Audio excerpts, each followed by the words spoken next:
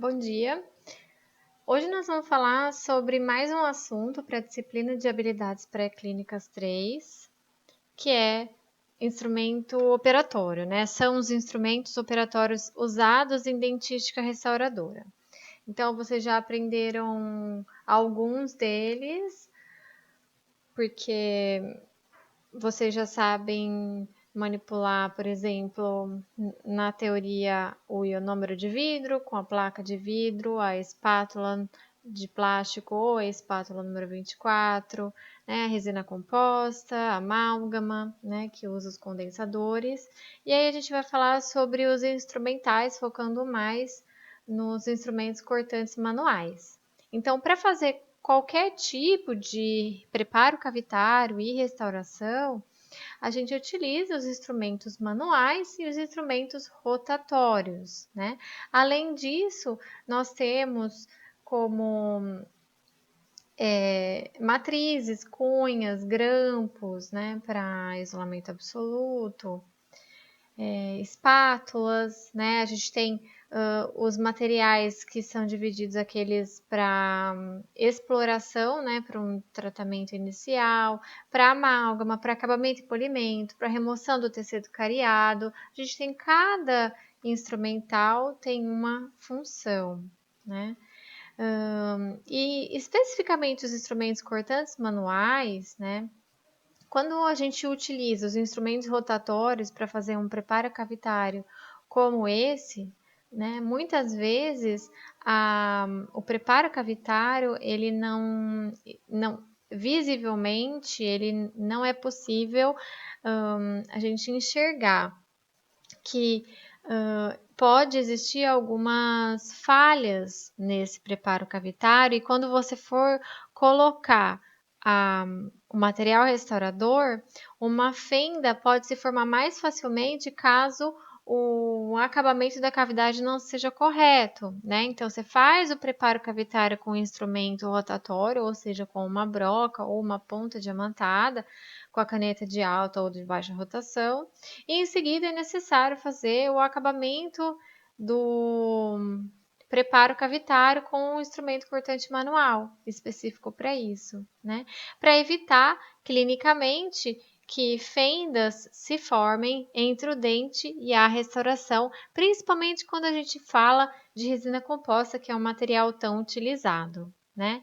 Então, de uma forma didática, os instrumentais eles são classificados em aqueles para exploração da cavidade, então numa primeira consulta, aqueles para isolamento do campo operatório, que nós vamos revisar bem e falar sobre a função de cada um na aula de isolamento do campo operatório, tá? Os instrumentos para o preparo cavitário e aqueles para restauração, tá?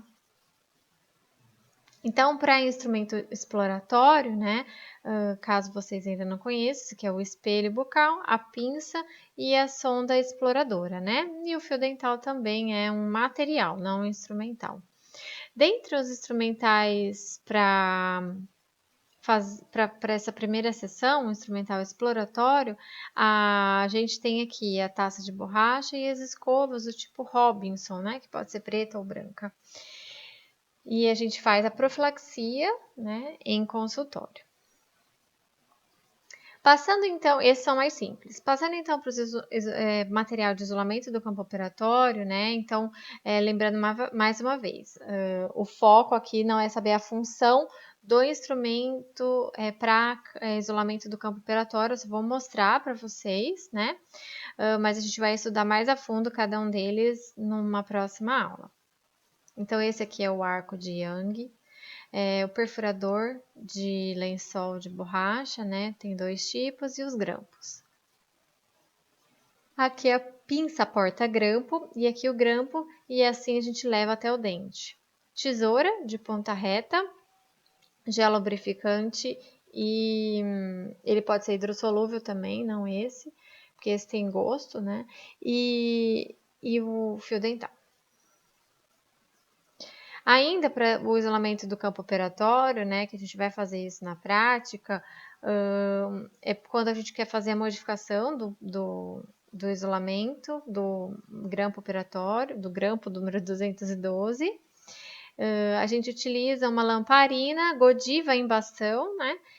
Que é um material, não é instrumental, e o alicate número 121 para fazer entortar a ponta do grampo, tá? Para ele se adaptar melhor ao dente que tem recessão gengival.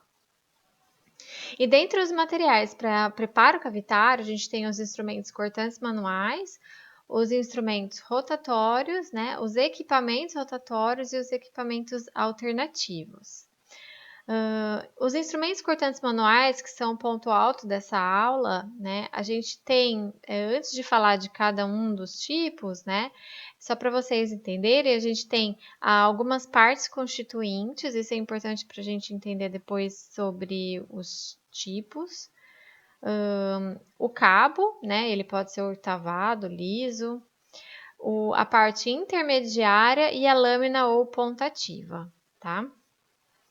Então, a lâmina ou pontativa, a maioria deles são biseladas, né? E aí ele pode ser monoangulado, pode ser biangulado, triangulado, para facilitar a nossa empunhadura, tá? Então, aqui, ó, essa parte intermediária pode ser retilíneo, monoangulado, biangulado ou triangulado, ó. Então, existem diversos tipos. Então, o cabo, né, pode ser sextavado, oitavado ou circular, ou pode ser liso também, tá? Facilita quando ele não é liso, porque quando ele é liso ele escorrega um pouco na nossa empunhadura. E eles têm vários números, tá? E especificamente os cortantes manuais, né? O primeiro número, quando ele tem 3 números, o primeiro número corresponde à largura da lâmina, tá? Isso em décimo de milímetro. Então, a largura da lâmina. O segundo número é o comprimento da lâmina, tá? Aqui nesse sentido. E o terceiro é o ângulo formado entre a lâmina e o eixo longitudinal do cabo, em graus centesimais. Então, se tiver escrito 10, vão ser 10, né? A largura da lâmina, o primeiro número, o segundo número, 6, e o terceiro número seria o ângulo. Por que eles ensinam isso, né? Para a gente saber onde está. E quando ele tiver 4 números, né? O número 2 vai para 3 e o 3 vai para 4. E entra no número 2 uma próxima definição desse número, que é o ângulo formado entre a extremidade cortante da ponta e o eixo longitudinal do cabo. E dependendo do valor, a gente vai saber se é para distal ou se é para mesial.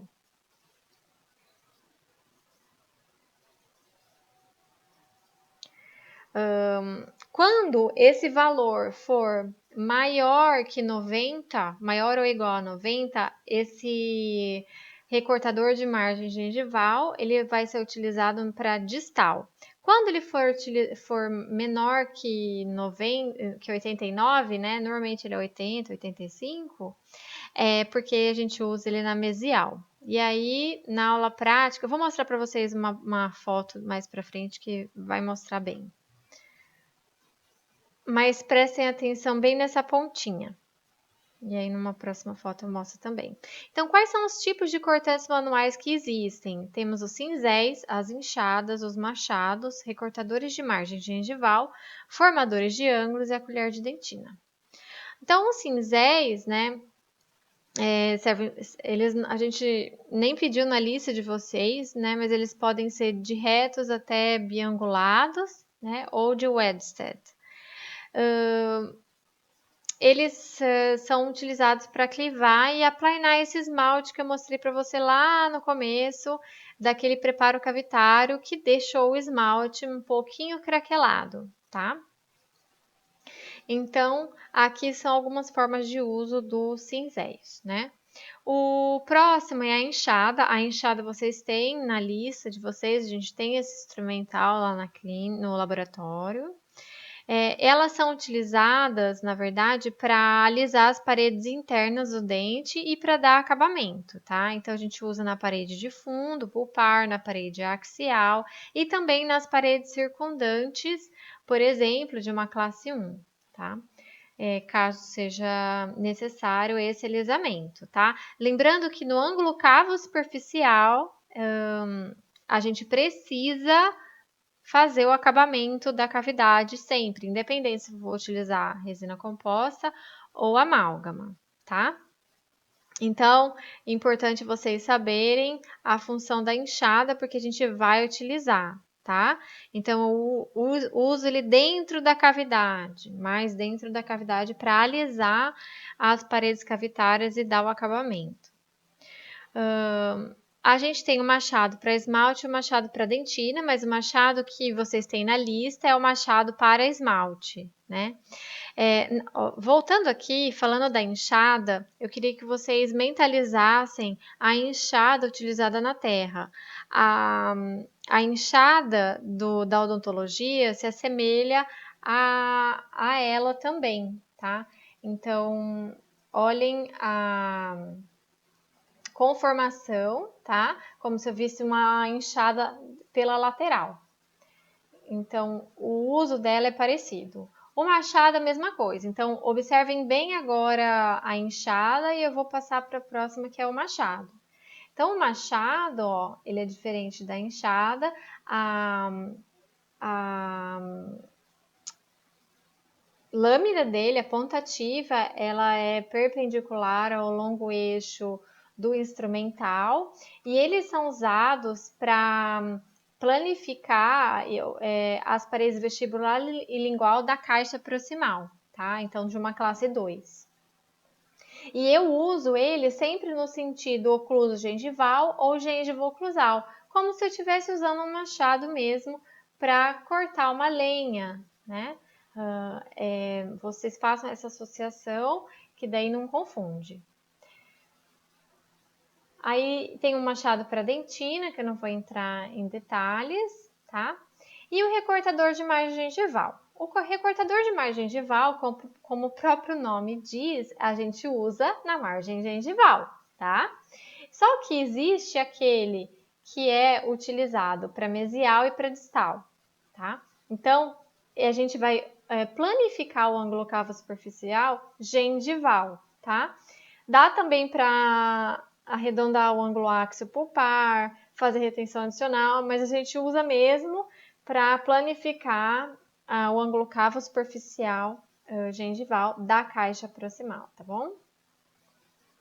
Então, aqui eu tenho uma classe 2, tá? E essa classe 2,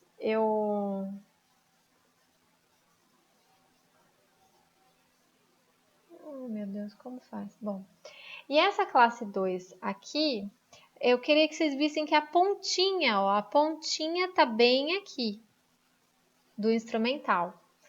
Então, quando eu for posicionar na minha parede gengival o recortador de margem gengival, a pontinha dele tem que ficar para fora. Então, aqui eu tenho uma classe 2, ó. Essa pontinha tem que ficar para fora.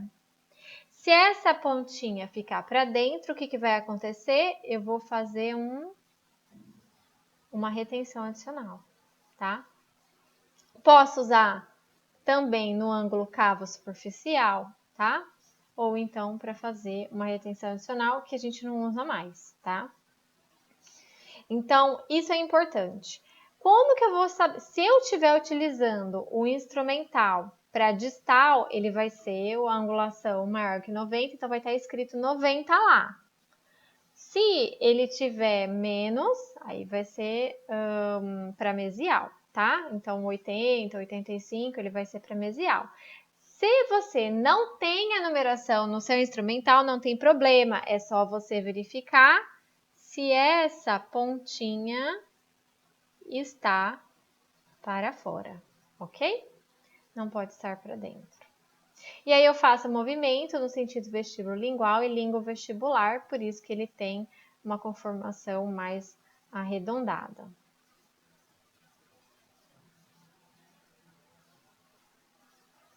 Ó, aqui dá para ver melhor, tá? Então a pontinha para fora e aqui no ângulo no ângulo áxio pulpar. Existem também os formadores de ângulo, que utilizava-se bastante, né? Que também poderia ser utilizado o recortador de margem gengival, mas o formador de ângulo, para formar o ângulo, para fazer uma retenção também para a caixa de amálgama, tá? Normalmente faziam caixa de amálgama, ou então quando se acreditava que precisava de retenção adicional para resina composta, na classe 3 e classe 5.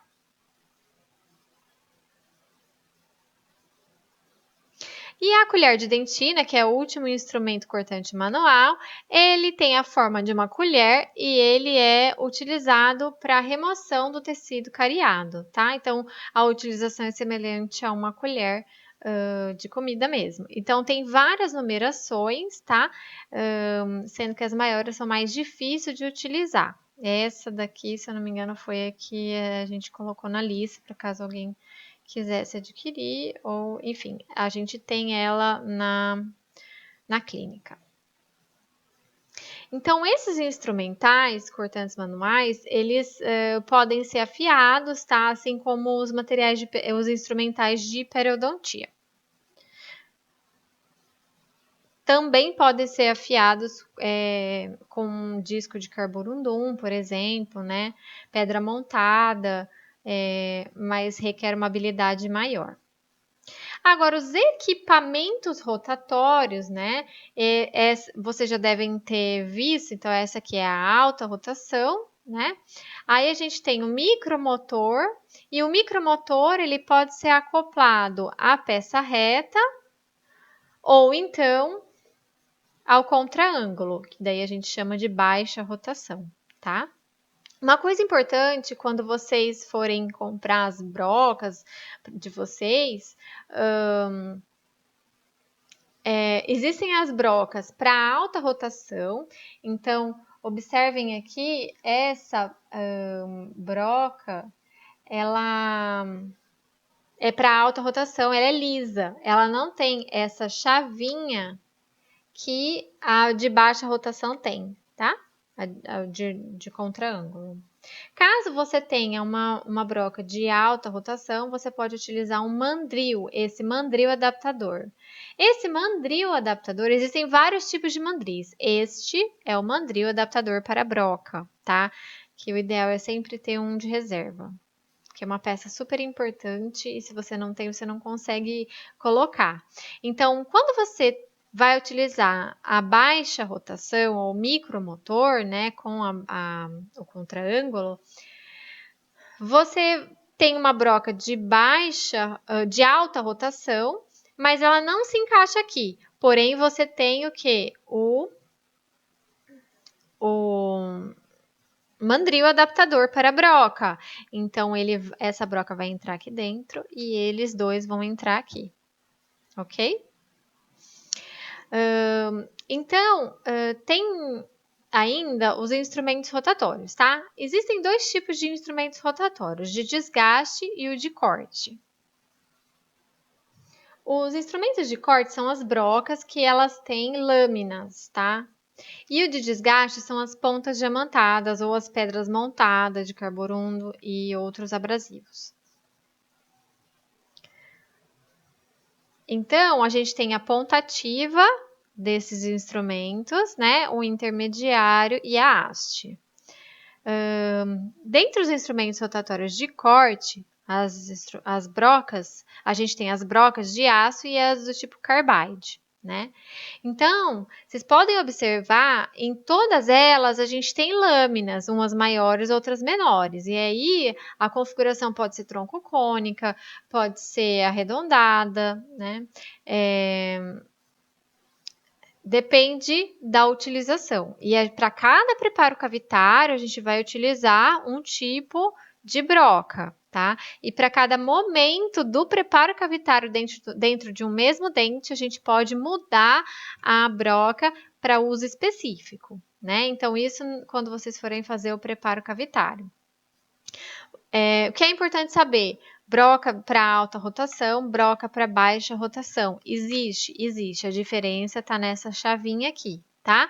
E broca, ela tem lâmina, ela roda e corta. A lâmina vai, roda e corta, tudo em um sentido.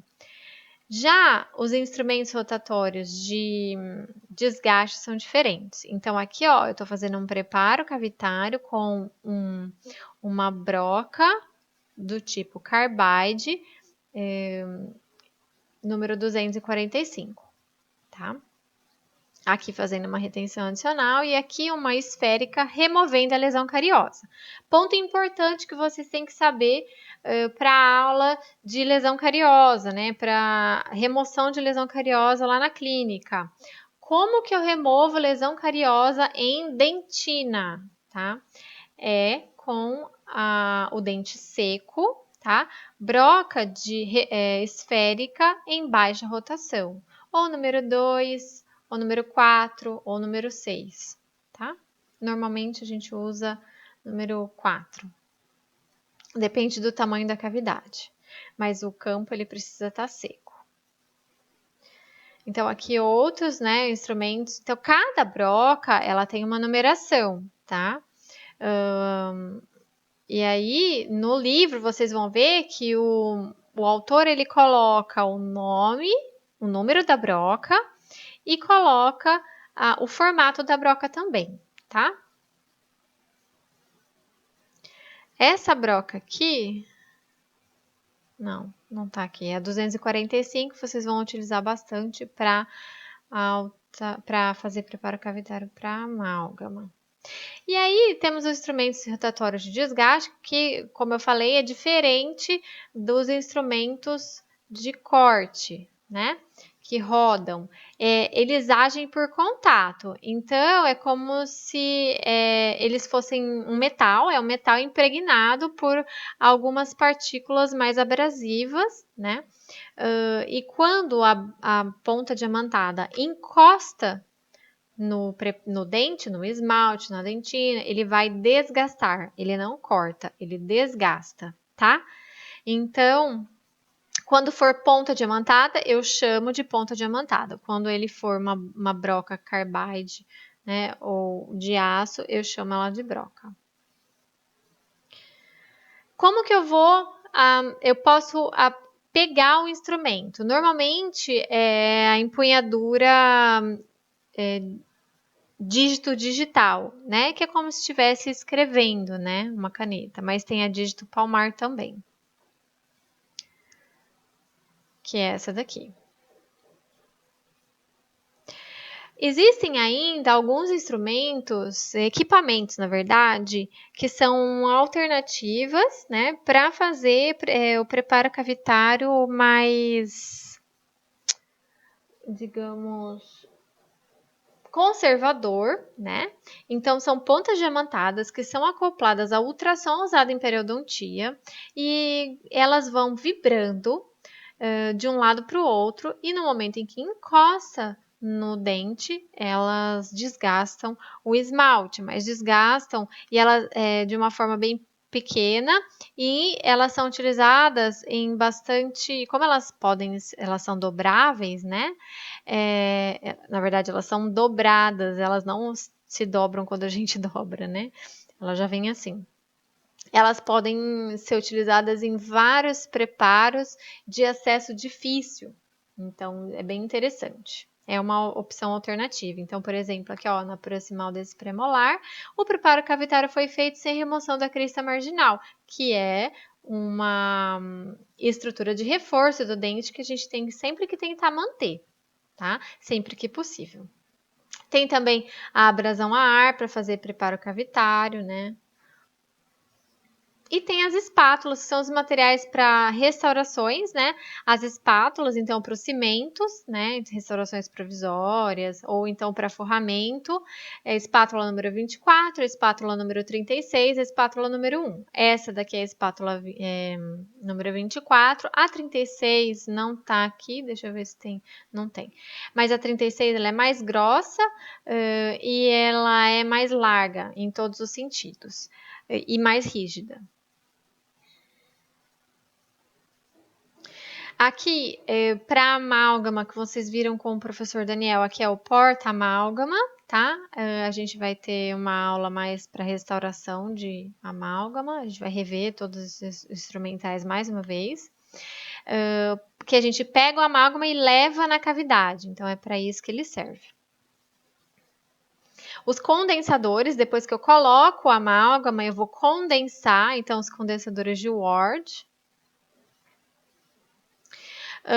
Depois a gente faz a brunidura, né? Então tem a brunidura feita com os brunidores, o brunidor número 29, número 36 e brunidor número 6 de Hollenbeck, tá?